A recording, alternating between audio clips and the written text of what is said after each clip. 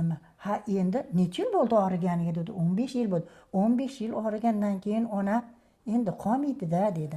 Nima boshida shuni tushuntirmadingiz bizga dedi. Yutugi ja tizza bo'g'imiz bunaqa bo'lib ketmagan, mana salbikli mana bo'lib ketmagan. Najot bor ekan demoqchiman-da, najot bor ekan. Chunki uni ko'tarolmayman, yoshim bir yosh bir yerga borib qolgan bo'lsa, yo davolanglar desam, Toshkentda iloji yo'q dedi. Hoji ona, sizdagi bo'layotgan muammo haqida gaplashganmiz. Mana yana xalqimizga tushuntiramiz.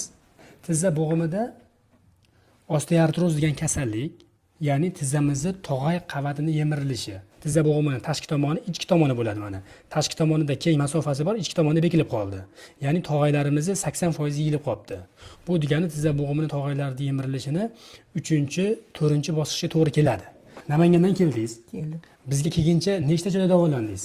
Men sizga kelguncha Namanganda o'zida 2 marta davolandim, Andijonda davolandim, Qorasuvda davolandim, Savitobodda davolandim, o'zimizda Haqlobodda davolandim. Toshkentda 3-4 marta davolandim. Endi ozgina og'riq qoldi, lekin bir yo'la men aytgan natijani bermadi. Sizni mana davolanganingizni o'rganingizda, men suhbatlashdim siz bilan. Misol 3-4-bosqich bo'lsa, yaxshi natija berish uchun deyapti, protez qo'ygin deyapti. Protezlash kerak ekanda buni. Buni faqat protezlash kerak. Endi bemorning xohish istagi bu yerda muhim ekan. Ya'ni protezlash desa siz nima dedingiz? Men aytdimki, yo'q, protez qildirmayman dedim. Hop. Chunki uni ko'tarolmayman, yoshim bir yosh bir yerga borib qolgan bo'lsa, yo'q davolanglar desam, Toshkentda iloji yo'q dedi. Kompaniyalar dorisini ham ichdim. Kompaniya dorisi qolmagan bo'lsa kerak, hammasini ichdingiz-a? Hammasini ichdim. Hali doktor Ali ham qolgan yo'q, Nutva ham qolgan yo'q, yana bitta kompaniya, 4 ta kompaniyani hammasini gelini ham surtadim. Bir oy surtadim ham. Hech narsa bo'lmadi hali. Natija bo'lmadi. Natija yo'q. Og'riq qoldiradigan dorini ichmang dedi, ichmasam yurolmay qoldim. Keyin telefon qildim. Telefon qilib, o'g'lim dedim, siz dedim 2 mahaldan surtang, yaxshi bo'lib qoladi, dori ichmang dedingiz, og'riq qoldiradigan dorini ichmadim, endi yurolmay qoldim. Bu qanday bo'ldi endi? Desam, nima? Ha endi necha yil bo'ldi og'riganiga dedi. 15 yil bo'ldi. 15 yil og'rigandan keyin ona endi qolmaydi-da dedi. Nima boshida shuni tushuntirmadingiz bizga dedim. Men bitta pensioner bo'lsam dedim. Bir dona o'g'lim bo'lsa dedim. Meni qonimga yetkazammi, dori darmonimga yetkazammi, bansiga yotsam pul yetkazam, shuni yaxshi tushuntirishingiz kerak edi-da dedim. Deb xafa bo'ldim keyin. Oyog'ingizni juplaganimizda deformatsiyalangan tizza bo'g'imining shakli o'zgargan, o'sha osteoartroz paydo bo'lib qolgan. Endi yutugi ja tizza bo'g'imingiz bunaqa bo'lib ketmagan, mana salbikli mana bo'lib ketmagan.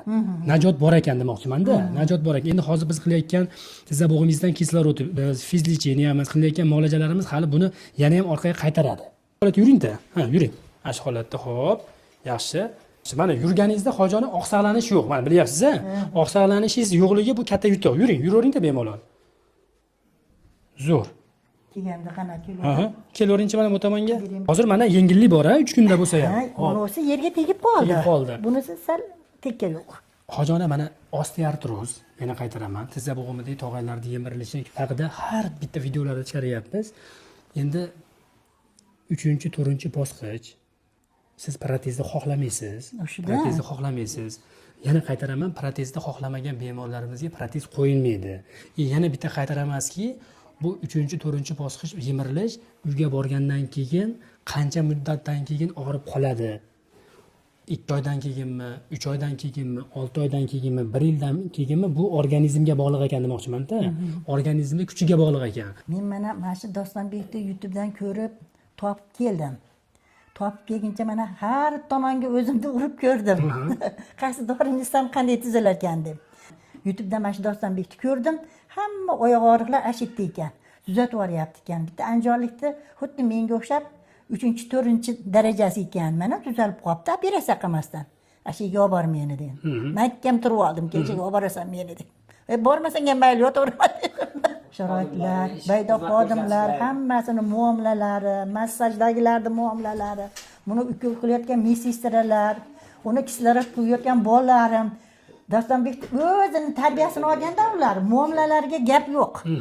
Hatto povurlarda ham muomalasiga gap yo'q. Povurlar yaxshi ekanmi? Hammasini muomalasi juda chiroyli. Covid hisobiga, koronavirus hisobiga tizza bo'g'imlari, bel, qo'ymish kasallari ko'payib ketdi-da. Shu jicha xalqimizga jicha qiynadi xalqimizni. Rosa Endi ma'lum bir vaqt o'tgandan keyin bu yo'qolib ketadi. Balkim 5 yil ichida, balkim 2 yil ichida bu bartaraf bo'ladi. Ungacha davolab turamiz ekanda endi. Hoji ona, salomat bo'ling.